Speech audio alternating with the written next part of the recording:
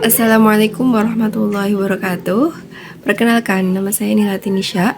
Saya dari kelas 6. Pada video kali ini, saya akan menjelaskan beberapa penjelasan tentang beberapa materi tentang asbabun nuzul, terus ada juga tentang turunnya Al-Quran, terus ada tentang munasabah Al-Quran, pengertian antara surah Makkiyah dan Madaniyah, dan juga yang terakhir tentang pengertian muhkam mutasyabih beserta dengan contoh-contohnya.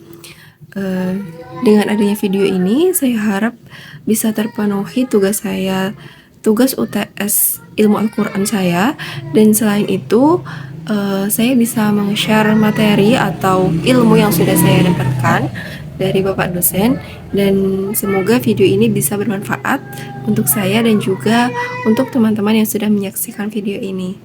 Dan inilah video dari saya, semoga bermanfaat. Baik, yang pertama kita akan membahas tentang proses turunnya Al-Quran, atau sering kita sebut sebagai nuzulul Quran. Nuzulul Quran adalah peristiwa turunnya Al-Quran dari Allah Subhanahu wa Ta'ala kepada Nabi Muhammad SAW sebagai petunjuk bagi umat Islam. Al-Quran sendiri diturunkan pertama kali di Gua Hira pada tanggal 17 Ramadan 610. Ada beberapa proses tahapan nuzulul Quran dibagi menjadi 3 tahap. Yang pertama yaitu nuzulul Quran ke Lauh Mahfud, yang kedua yaitu nuzulul Quran ke Bait Al-Izzah fis Sama'ad Dunya, dan yang terakhir yaitu nuzulul Quran kepada Nabi Muhammad SAW. Selanjutnya kita akan membahas tentang kodifikasi penulisan Al-Quran. Ada beberapa periode penulisan Al-Quran, dibagi menjadi 3 masa. Yang pertama yaitu pada masa Nabi Muhammad SAW, yang kedua pada masa Khalifah Abu Bakar As-Siddiq, dan yang terakhir yaitu pada masa Khalifah Utsman bin Affan. Dan kita akan membahas satu persatu kodifikasi penulisan Al-Quran. Yang pertama yaitu pada masa Nabi Muhammad SAW.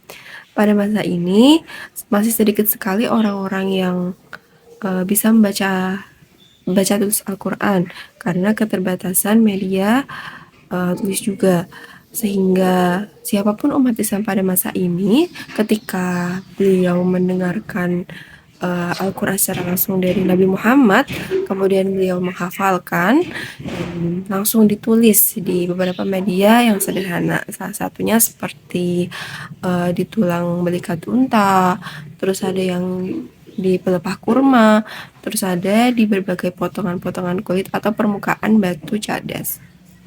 Dan pada masa ini ada banyak penghafal Al-Quran seperti Khulafaur Rasyidin, terus juga ada Abdullah ibnu Mas'ud, Zaid bin Sabit, dan juga masih banyak sahabat-sahabat yang lainnya.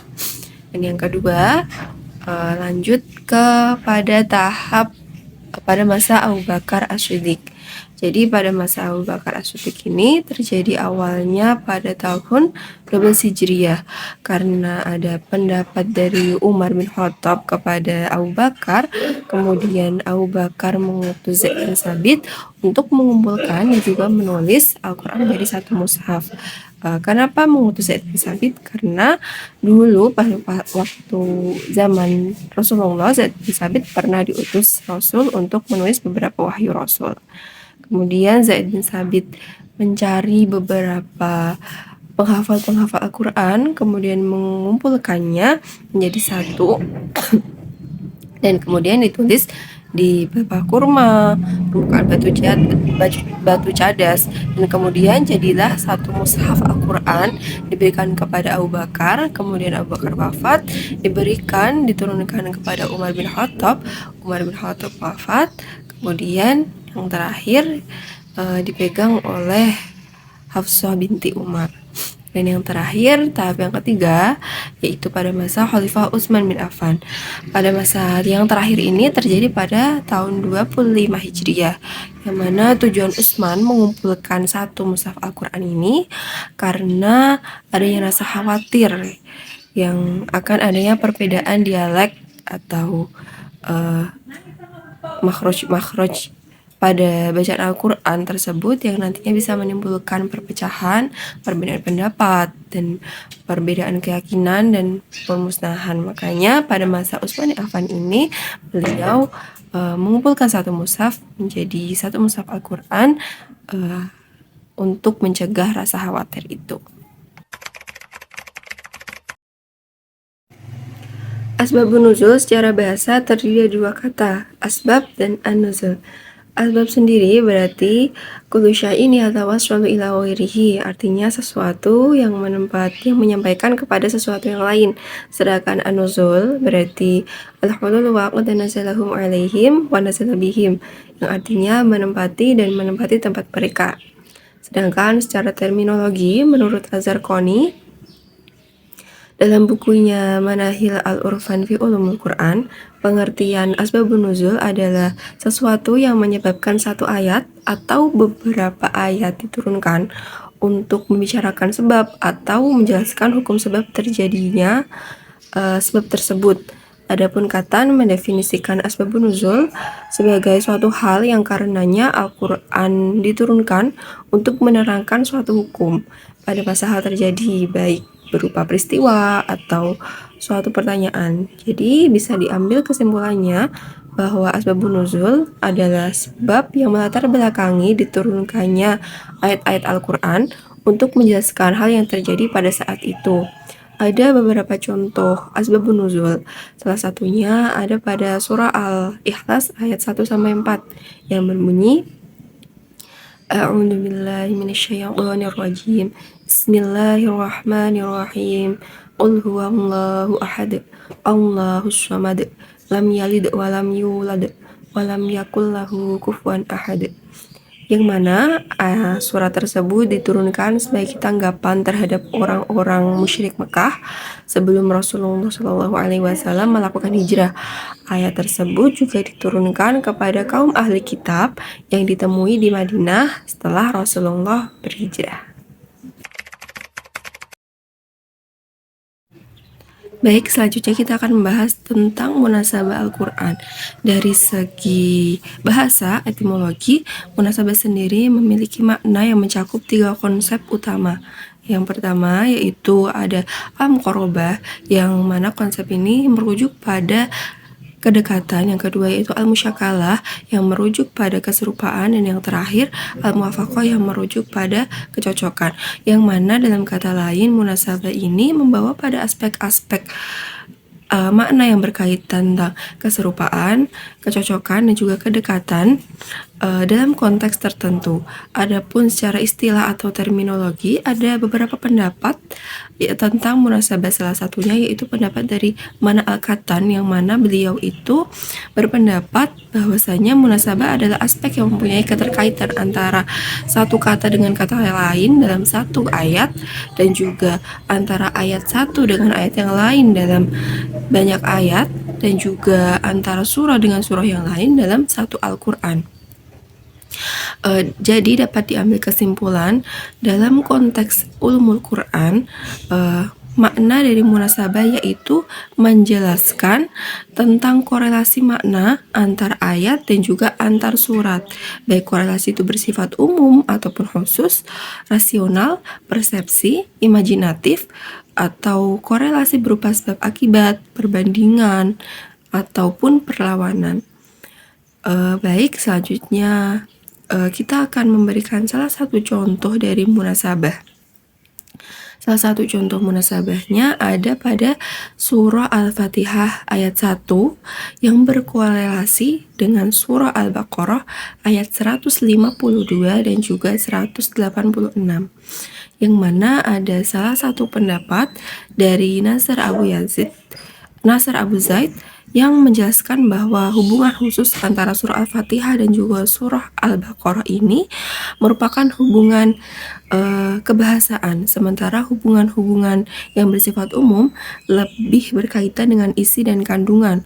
Hubungan kebahasaan ini tercermin dalam kenyataan bahwa surah Al-Fatihah diakhiri dengan doa, yaitu salah satunya Ayatnya berbunyi ihdinas syiratal mustaqim syiratal ladzina an'amta 'alaihim ghairil maghdubi 'alaihim waladdallin.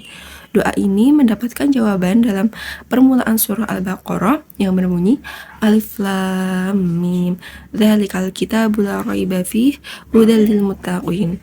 Atas dasar ini, kita menyimpulkan bahwa konteks tersebut berkesinambungan, memiliki kecocokan atau memiliki kedekatan, yaitu seolah-olah ketika mereka memohon hidayah atau petunjuk ke jalan yang lurus, dikatakan di dalam kedua surah ini bahwasanya kepada mereka petunjuk yang lurus yang engkau minta itu adanya di dalam Alkitab atau Al-Quran.